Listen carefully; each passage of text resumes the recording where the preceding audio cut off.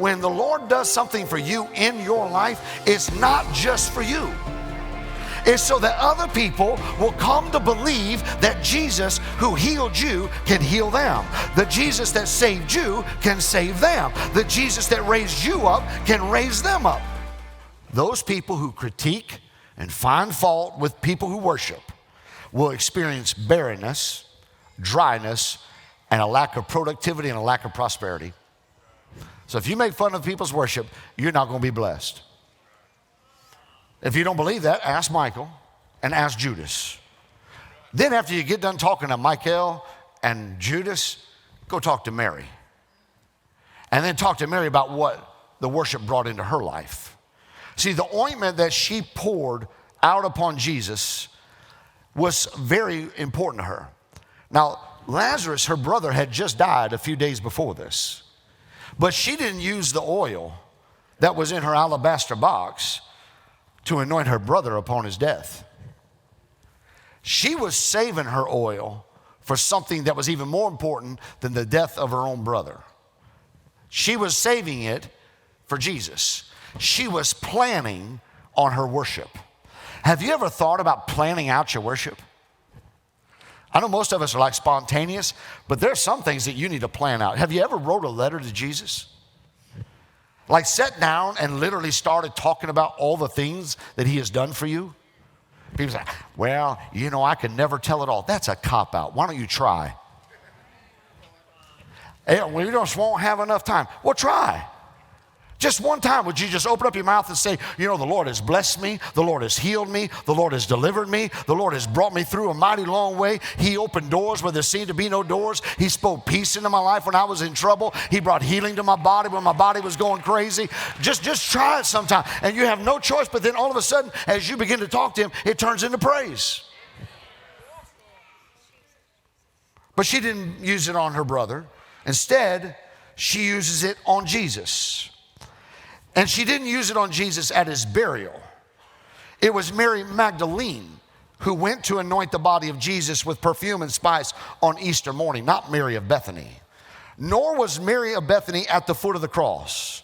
Mary, the mother of Jesus, was there, but not Mary of Bethany. So why was it that Mary of Bethany, who poured out her alabaster box, seemed to have no part in his death or in his burial? She wanted no part of it. Mary evidently understood something that no one else was comprehending. Jesus has spoken directly to his disciples saying, I'm going to die, I'm going to be buried, and I'm going to rise again after 3 days, and they didn't get it, but the worshiper did. The worshiper was like, I'm going to pour this oil out on him because I know that I'm not needed at the foot of the cross, and I know I'm not needed at the grave because I know that's not the end of the story. And there are many of us that need to turn our worship like that. We're waiting for all the bad things to happen. How about you worship the Lord because you already know the end of the story? And the end of the story is not when your loved one died. It's not when you got diagnosed with a disease. That's not when you use your oil. You use your oil because you're putting your oil on the feet of Jesus because you already know the end of the story. And the doctor is not the end of the story. And the lawyer is not the end of the story. Jesus is the end of the story. In worship, you get some priorities straightened out in your life. Your heart is straightened out. And in worship, hearts are exposed. And Mary's worship exposed her heart, her priorities, and her love for Jesus.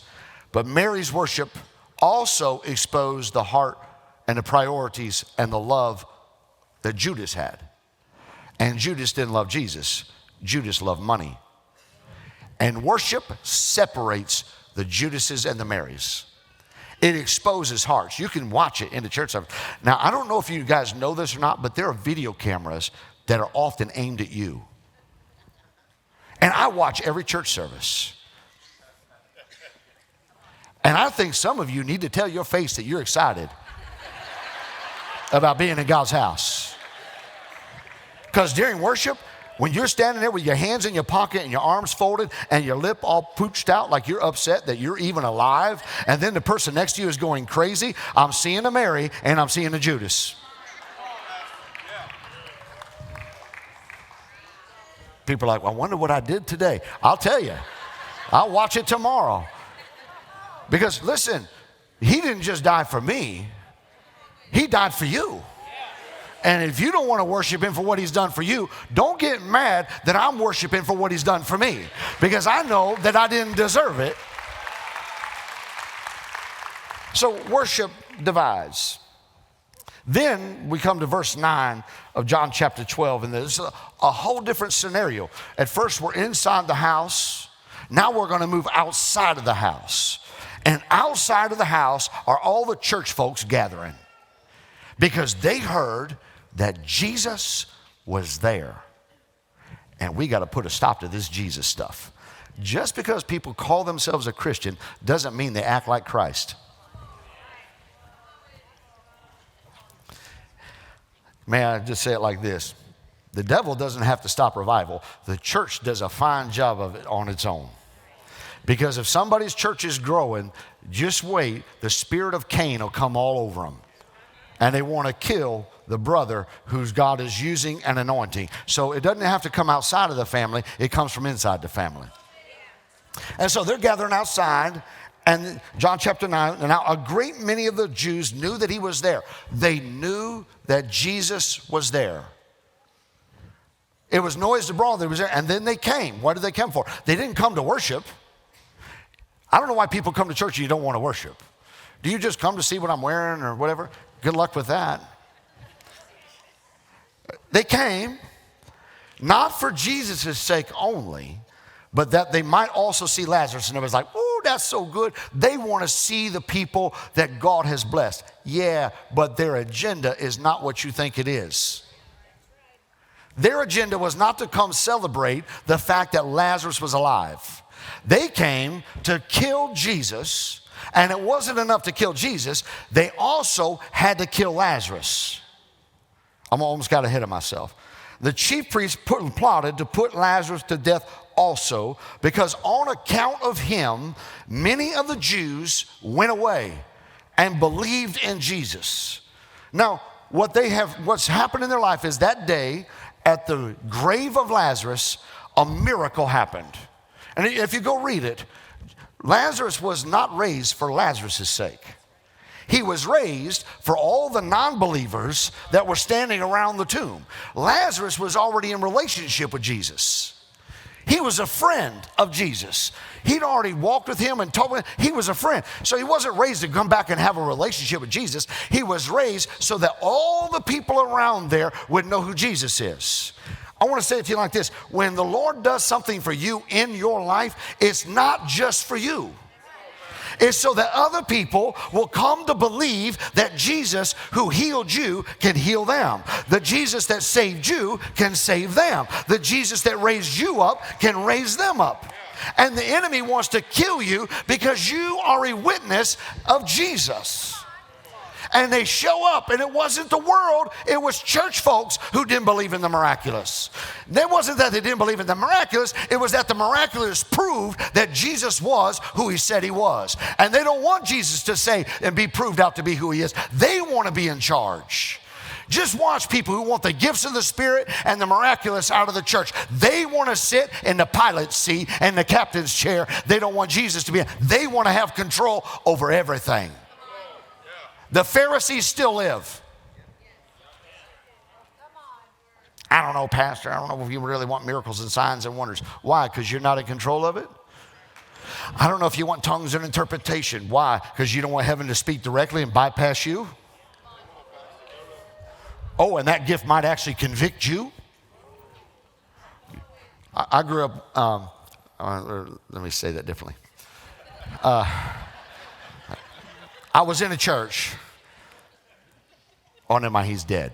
I was a youth pastor at a church, and the pastor would not allow us to sing 2 slow songs back to back. Because he felt like if we sang 2 slow songs back to back, the Spirit of the Lord was going to start moving, and there was going to be tongues and interpretation come forth, and he was going to get exposed. That's what we found out later. We just thought it was some weird rule that he had. But the real fact is that he had been living in sin for like 35 years and didn't want anybody to know about it.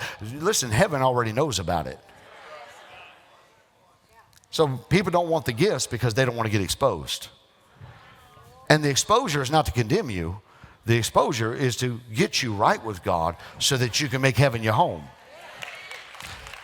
The Holy Spirit does not condemn, it convicts. And the difference is condemnation puts you away and conviction brings you closer. So at that grave, there was this uncontainable proof about Jesus. The Jews witnessed Jesus call his name, and they're like astounded by the power of Jesus.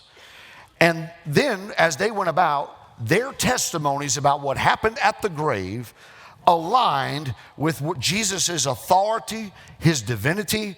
And all of a sudden, this testimony about what Jesus did at the grave of Lazarus is impacting the masses. One miracle is impacting the masses so much, they're like, we got to take care of this. We've got to kill it. Now, Lazarus, Mary was worshiping, Martha is working, and Lazarus is witnessing. Yet Lazarus never says a word. You do not have to say anything to be a testimony of Jesus Christ.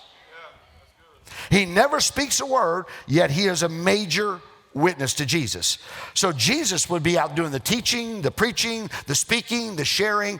But as long as Jesus is preaching, if he's talking about there's life in him is life more abundantly, and then he just points over at Lazarus, Lazarus doesn't have to say anything. Every time Jesus is making a point, Lazarus is just standing there. And every time Lazarus is standing there, he is a witness to the infallibility of Jesus Christ.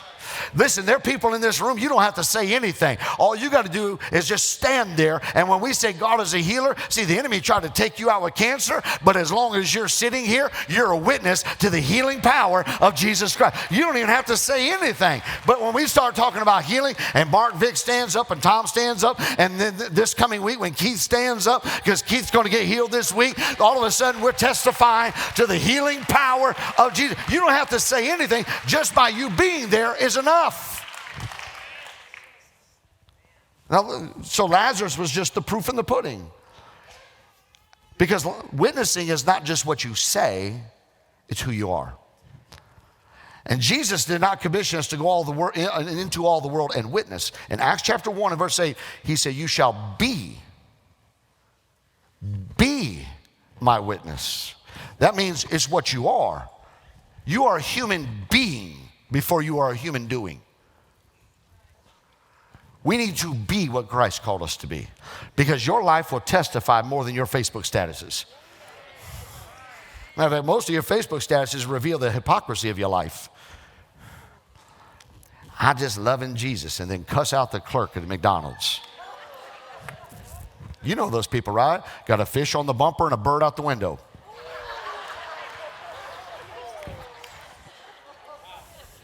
Who you are matters more than what you say.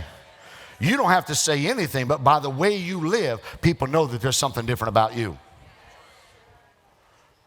Do you know a witness that can testify of the innocence or the guilt of a person is a dangerous thing? Melissa loves these crime shows, loves them. Because there's this witness that always says, yeah, I was there and I saw them do that. And then somebody wants to take that witness out because that witness can prove either their guilt or their innocence. And so they don't want the witness to say anything. A witness is a dangerous job. And you are a witness in the most egregious crime that has ever happened. You are a witness that an innocent man was taken to the cross. And that innocent man that was taken to a cross died. 3 days later, he rose again. And now he's yet alive. And you are a witness to that. And because you can testify of his innocence and of his resurrection, there is a guilty party who wants to take you out. Because that guilty party wants people to believe that he's God and that he killed the Messiah, and he killed Jesus, and he did all those things. So now when you begin to witness that Jesus is yet alive, how do I know Jesus is yet alive? Man, there have been some things in my life that are completely unexplainable. And the only thing I can say to define it is that Jesus is alive. And when you do that, the enemy hates you, and he's going to try to keep you out of court. Because when you go to court, what does a witness do? They raise the right hand and they say, I'm going to tell the truth, so help me. Amy even hates that word. So he's out to kill every witness. So that's what they came to do. They come to kill Jesus, and they come to kill the witness, the visible responses. So they're hoping to eliminate any living proof that Jesus could perform miracles. They wanted to kill all the witnesses. So think about this thought process. Not only must we put Jesus to death, we got to deal with Lazarus. He's the testimony of Jesus' power. But the problem is that they would have to keep going, because every person who was around the grave that was there that day, even if Lazarus was dead and Jesus was gone, they're going to be sitting their little grandkid down and say, let me tell you about the day that I went to this funeral. And the boy had been there for 4 days and he was stinking. And the sisters were grieving, and we were just kind of there to see what was going to happen. And this guy came into town that nobody had ever met before, but we had heard about him. And when he walks into this cemetery, you could just feel the hair on the back of your neck stand up. And he walks up and he tells us to roll back the stone. And we're like, why would we want to roll back the stone? Everybody on that side of it is dead. And you ain't going to believe what happened next. He calls out this dude's name. He says, Lazarus, come forth. And the dude that was dead come bounding out of the grave. You ain't going to believe this, grandson. See, the enemy wanted to kill every witness that could ever say he has to keep going and has to keep going, has to keep going. And so those of you that have had a miracle in your life, and when you sit your grandkids down, you are literally ticking the devil off that you're telling your grandkids about Jesus and what he has done in your life. But what you're doing then is putting your grandkids in the sidelines of the enemy, because now they know. I don't understand why Christians then think it's just so strange that we're under attack. You're under attack because you're a witness. And he wants to kill you so you can never arrive in the courtroom. So this uncontainable proof could never be contained. Did you know that in the days of the early church, 6 million Christians were killed in an effort to stamp out Christianity? They did a fine job, didn't they? From the years 1900 to 1990, 300,000 Christians were martyred every year. Every time they've tried to kill the church has grown. They thought they were killing Jesus, and all it did was produce a bunch of little Jesuses.